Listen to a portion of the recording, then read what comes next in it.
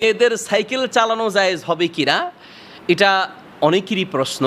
কারণ আমরা দেখেছি বিভিন্ন জায়গায় খ্রিস্টান মিশনারিগুলো, আমি গত কিছুদিন আগে উত্তরবঙ্গে বেড়াতে গিয়েছি এবং সেখানে দেখেছি এবং সেটা জেনেছি যে খ্রিস্টান মিশনারিগুলো মেয়েদেরকে আসা যাওয়ার জন্য সাইকেল দেয়। আমি চিন্তা করলাম যে সাইকেল কেন দেয়, সাইকেলের ব্যবস্থা কেন?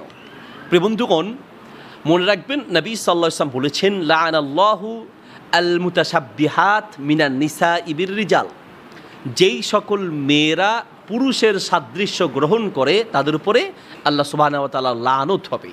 মূলত মেয়েরা ঘরে থাকবে, পড়ালেখা করার জন্য, চিকিৎসার জন্য সে বাহিরে যাবে।